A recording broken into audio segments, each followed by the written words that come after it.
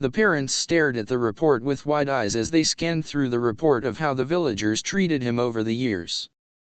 They scolded, thinking on how these bastards treated their child, but knew that they couldn't do anything about it now. Naruto didn't say anything about it, so they guessed that he had it covered in some kind of way. Minato even remembered that some of the people on his new kill on sight list had vanished around the dates written on the medical reports. No one ever saw them again, and he had shrugged it off with them moving away in secret. But now he just didn't care anymore. If they died, they deserved it. How could they do this? Kushina sobbed into his shoulder. They are narrow-minded fools. They obviously have no trust in my abilities as a Fuinjutsu master. I guess I will have to take some serious steps against the civilian council because they are most likely behind this, Minato growled while rubbing his wife's back soothingly. You would be right there, Hokage-sama, a new voice stated, making the hurt parents whirl towards it. There on the window still sat a black fox with seemingly glowing yellow eyes staring at the two of them. I thought I just heard something, the Hokage muttered, confused, looking for the speaker, dismissing the fox in total. You know you are pretty rude, old man, the fox yipped, making the two go wide-eyed. The fox just talked, Kushina stuttered in shock. No, I played charade. Of course I can talk, Minka growled and narrowed her eyes. How is that possible? Are you a summon? Minato asked, carefully reaching for his kunai. Don't bother to take your kunai. You left them in your desk, the fox stated, firm, making the Hokage sweat. And no, I'm not a summon, but I'm a ninja fox. Actually, you should remember me, old man, we've met lately, she stated flat. The Hokage rose an eyebrow at that and tried to remember any recent encounters with black foxes and came to only one conclusion. You are one of Naruto's familiars, aren't you? He asked, getting an interested look from his wife and a nod from Minka. Got that right, old man, she gave him a foxy grin. But now on to business. I'm here to inform you that 2 more assassination attempts were performed on your son not even 20 minutes ago. The culprits were dealt with and won't cause any problems anymore. Their IDs and personal belongings are sealed and here to be given to their families, she explained, and leaned out of the window only to come up again, but with a scroll in her muzzle. She placed it on the window sill beside her and nodded at the flabbergasted parents before she jumped out of the room towards her master and friend. Minato picked up the scroll and unrolled it. He scanned the sealing matrix in it before he placed it on his desk and unsealed the content. 2 IDs and some bloodied belongings appeared in a plume of smoke.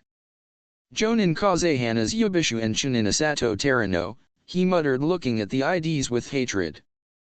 Kushina stayed silent, trying to comprehend that her son had a talking fox and seemingly other animals. She turned to her husband and was about to speak as a Umbu appeared and handed the Hokage a scroll before he vanished again. Minato looked at the scroll, then at his wife and back to the scroll. With a sigh he broke the seal and unrolled it. Scanning the content made him go wide-eyed. This fucking maniac, Minato thought, pissed off at the news he just received. What's wrong, Minato-koi? His wife asked, concerned. I need to call Naruto. I have a mission for him, he sighed, not wanting to send his son, but he knew that he probably would be the only one who could do it. Kushina looked at him worried but said nothing. Her husband flared his chakra and an Umbu with a dog mask appeared. Yes, Hokage-sama, he asked, kneeling before his leader. Bring Fox to me. I have a mission for him, the man ordered, and his subordinate nodded before he vanished. What's going on, Minato-kun? Kushina asked, getting interested. We are getting rid of a certain snake. He has gone too far this time, the blond man growled. What do you mean? She asked, confused and disgusted because of the mentioned snake.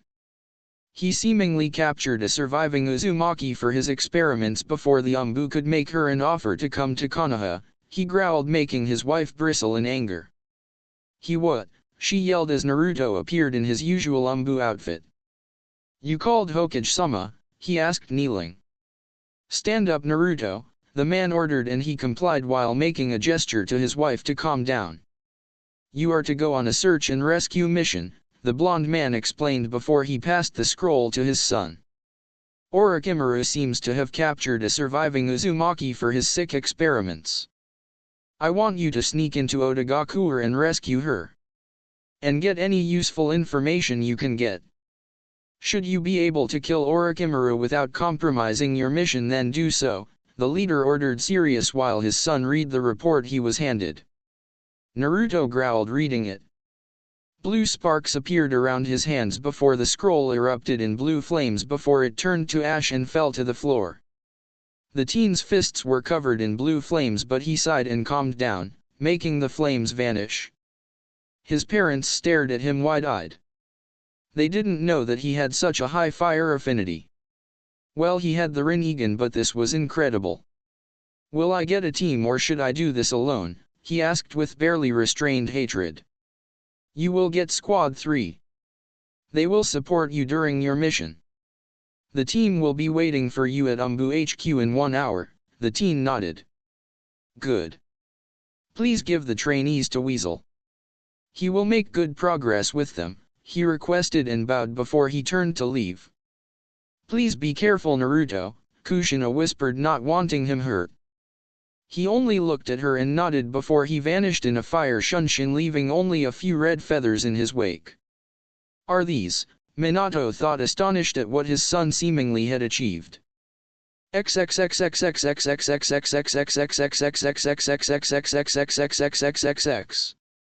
A whirl of flames appeared before the doors of the Hyuga compound. The guards looked at the figure with a smile. Hello, Naruto-san, one of the guards greeted. Hey there, Gonatetsu-san, Sabaka-san. How are you two? Naruto greeted with a wave. Same old. Same old, Sabaka sighed. What's with the genjutsu, Naruto? The other guard asked. I'm about to go on a mission and I don't want to change out of my Umbu outfit to say goodbye to my sister. Is she there, by the way? He asked with a smile. Yeah, she is in the yard playing with Hinata-sama. But you could have just changed your outfit with your Kekii Genkai, couldn't you? Gonatetsu shrugged with a smile and opened the door. Thanks, guys. Yeah, I could, but I don't want to rely on it too much. See ya when I'm back, Naruto laughed and walked into the compound. There he was greeted by 2 blurs hitting him in the stomach, making him fall over. The blurs soon revealed themselves as Naruto and Hinata, both giggling like crazy. Nai-Uni-Chama, Naruto and Hinata squealed. Hey there, you two. How are you two today? He asked with his fatherly smile. I'm good, Nai-Nai, Naruto gave him a toothy grin. I'm also good, Uni-Chama, Hinata cuddled into his chest. Now come on, you two. Get of him so that he can stand, Hayashi laughed from the veranda. The two nodded and let go reluctant. Naruto stood up and dusted himself off. Thank you, Hayashi-san, the blonde nodded towards the clan head. You're welcome, Naruto-san, the man waved it off. So what can I do for you today, my boy? He asked with a friendly smile. Oh, I just wanted to say goodbye since I'm leaving for a mission soon. The teen smiled, but the clan head knew it was a hollow smile. What could be wrong with him? Is it something about his new mission? The last time I saw him like that was, oh no. He is going after Orochimaru, Hayashi thought, worried. You better be careful with that man and good luck, Hayashi warned before he turned and left. I will, Hayashi-san. Give my greetings to Hitomi-san, Naruto called after him and got a wave as answer. Uni-Chama, are you going away? Hinata asked with teary eyes. Don't worry about me, Hinata-chan. I will be coming back soon. I have to find a very bad man and help a new friend. He kneeled before her and gave her a hug, which she returned. Now come here, Na-chan. He held out an arm for his sister to join the hug and she did. The three enjoyed the hug in silence before Naruto had to break the hug. The girls frowned at this and he sighed. I need to go soon. Take care till I'm back. He ruffled their hair and stood up, stretching. Before he could take a step, both girls clamped on his legs.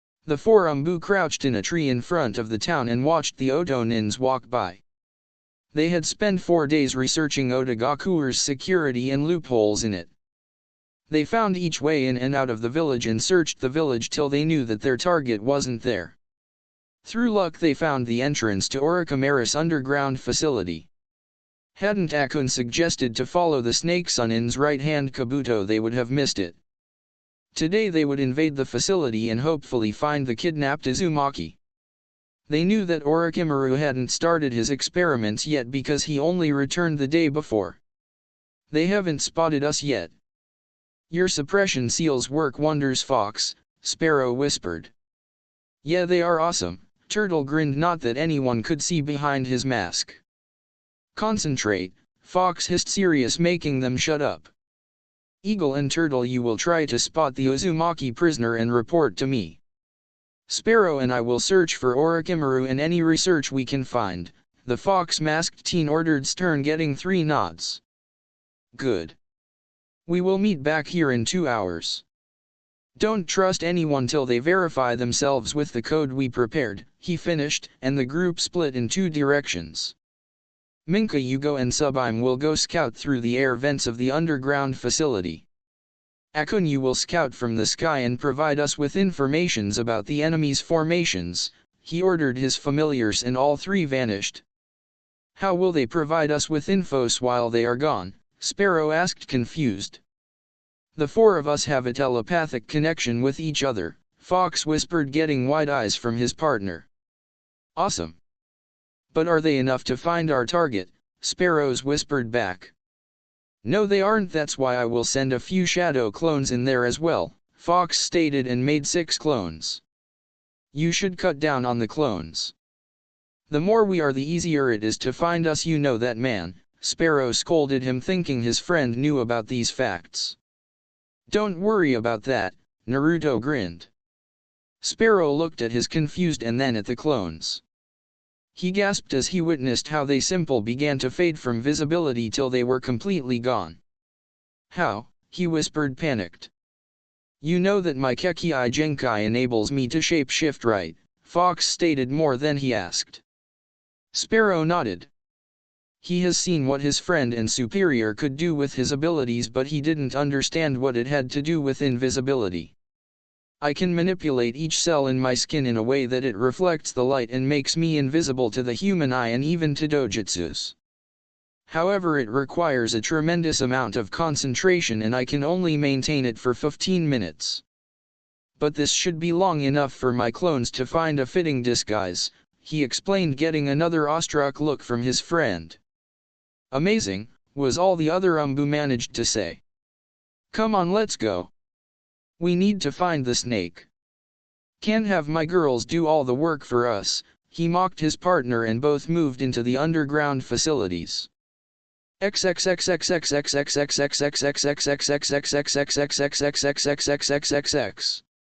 Hours passed since the 2 familiars invaded the snake's base. They found Orochimaru's whole research and began to seal everything up. Thanks to being around Naruto so much added to their heritage, they could use chakra very good and use sealing scrolls they had sealed in seals that were tattooed on Minka's right forward leg and Sublime's back. That's the last of them, Minka whispered as she dropped the last scroll on the sealing array. Sublime pumped her chakra into it, making the scroll vanish. Then she rolled her sealing scroll up using her tail and picked it up with it. She put it on her own seal and sealed it away. Now I'm tired, she yawned. Come on, we need to go before someone comes here. We stick out like a sore thumb in this room without the tons of scrolls it held before, Minka whispered, and both made their way up the wall, along the ceiling and into the air vent. Sublime closed the lid with her tail again, and both made their way to a section between the rooms where no one could enter freely without them noticing. Both sighed and stretched a bit before they lay down for a moment. We got all of Orochimaru's research, Naruto, Sublime thought. Good. Now rest a bit, girls. You earned it, Naruto complimented them, and both sighed content. And what about me? Akun whined. Hey, you're sitting on a perch near Orochimaru's office.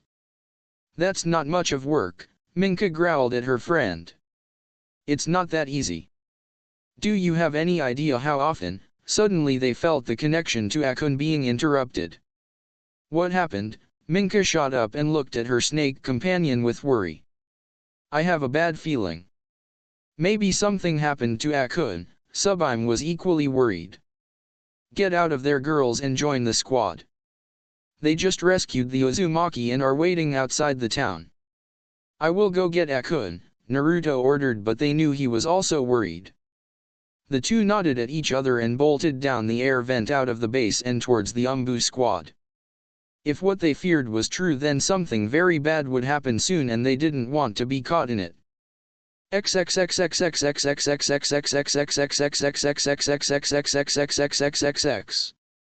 Naruto jumped invisible over the roof towards Orochimaru's office. He had sent Sparrow to rejoin with his squad while he went to search for Akun. "Please be alright, Akun-chan," he whispered, but stopped dead in his track. There before him he saw a horrific sight. Orochimaru stood on a branch with Akun pinned to a tree by a kunai through her body. He was inspecting her like she was some rare specimen. Anger boiled in his veins, letting his invisibility fail. He shifted into visibility and jumped at the snake Sunin with high speed. He kicked the freak away and looked at Akun with worried eyes. "Akun-chan," he whispered in sorrowful voice. "Hey. How are you?" she rasped while he pulled the kunai from her body. "Don't worry. I will heal you." He hurried through a set of hand seals and ignited his hands in green flames. "Flaming palm jutsu," he stated and reached for her. His hands touched the wound but seemingly did nothing. Tears began to collect in his eyes as his jutsu had no effect and the flames began to disappear. She only shook her head, making him sob. "Abs orb, me, like, I will be, a part of you, forever," she rasped painfully. "I can't. I don't want to lose you," he sobbed, letting his tears fall. "Please," she rasped with a serious glint in her eyes. Naruto only nodded, not trusting his voice, and let the tendrils wander from under his skin and encase her body. The cocoon of tentacles got smaller and smaller before it was reabsorbed into his body. Clapping from behind him made him turn around. He already felt the presence and knew who it was. His heart pained, his blood boiled in anger, and the tendrils in his body were out for blood of his enemy. "A very interesting ability you have, the kid. I should capture you and investigate it. You make a fine specimen," Orochimaru stated with a maniac-like grin, thinking how unbeatable he would be with it. With a furious battle cry, Naruto charged forward and transformed his hands into two long claws on each hand, while his eyes glowed red from Kyuubi's power overlaying the purple color of his Rinnegan. Orochimaru barely escaped the enraged teen's attack and stared at him in shock.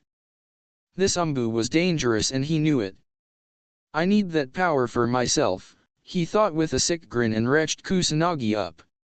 He had just enough time to raise the blade to block one of the clawed hands while the other was driven in his stomach. He spat blood before Naruto threw him with all his power. The claws slipped out his stomach with a sickening fleshy sound against steel. As he flew, he tried to stop his innards from escaping his body before he crashed into a house and came out on the other side. The pain made him flinch and his hand actually slipped, making him lose a kidney that was followed by trails of blood. The passage through the next house made him lose an ear that was ripped off as it got caught on a metallic grid and he yelled in pain. Another building later felt his bones shatter from the impact through the back wall. The pain prevented him from holding stomach wound, and other organs were thrown out of his body by the following crashes: liver, kidney, spleen, pieces of his intestine. At the sixth building he finally stopped before he slipped into unconsciousness for a short moment. "Orochimaru," the teen yelled and released Kyuubi and his killing intent over Otagaku. The killing intent alone made the ninjas collapse or commit suicide. The teen's senses tingled and he let his instincts take over like learned in the past. His body was soon covered in black and red tendrils as it began to morph. 2 long spikes shot out of his back and grew in size and length. When the tendrils vanished seconds later, it showed a heavily armored Naruto with clawed hands and 2 giant bat wings. Instinctive, he shot in the air and flew to where he had thrown the snake Sunin. The man was embedded into the wall of a house, seemingly unable to move. He groaned trying to free himself, but his arms and legs were broken. He noticed something approaching him and looked at the monstrosity before him with interest, jealousy, and fear. Something he hadn't felt in years. "This is your end," Naruto yelled and swung his arms forward as he crashed into the snake man. Both flew through another set of houses before they came to a standstill.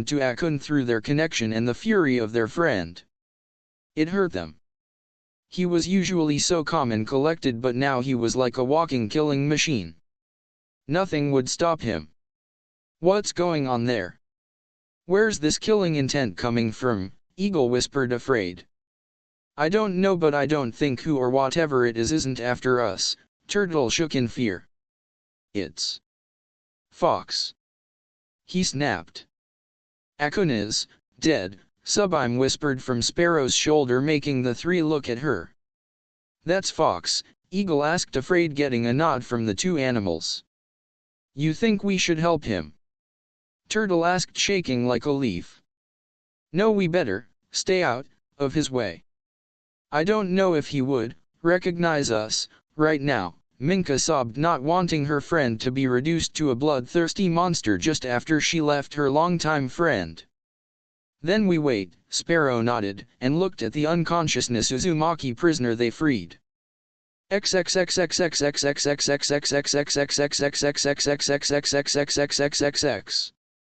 Naruto shot through 62 hand seals in under 7 seconds and took a deep breath.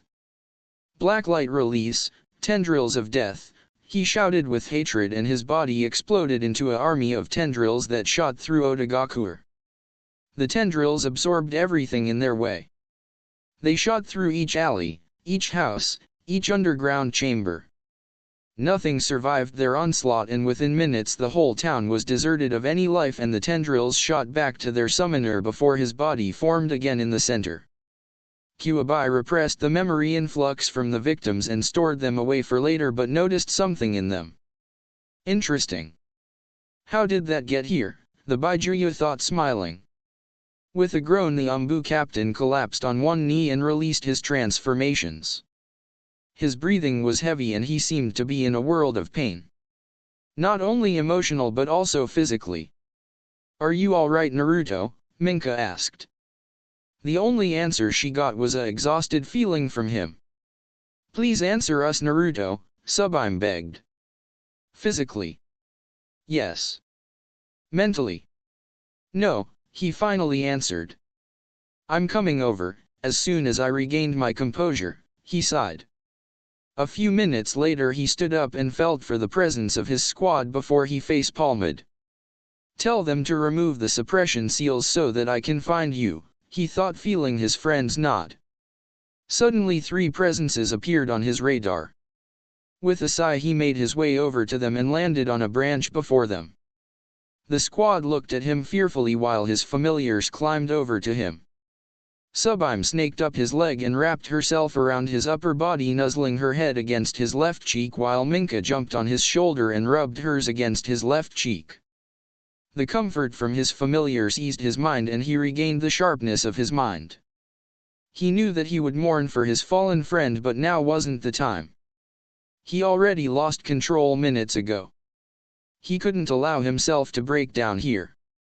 They still had a mission to finish. Are you guys alright? He asked his team. The 3 nodded, still a bit afraid of him, but Sparrow knew that he had all reason to snap. He knew how much his familiars meant to him, and with Akun's death he just lost control. To his surprise, the captain didn't use any of his tenant's chakra. Come on, let's move to a safe clearing.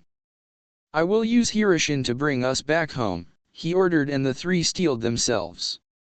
Yes, all 3 said and followed their leader. Something caught Naruto's eye and he stopped to look at it.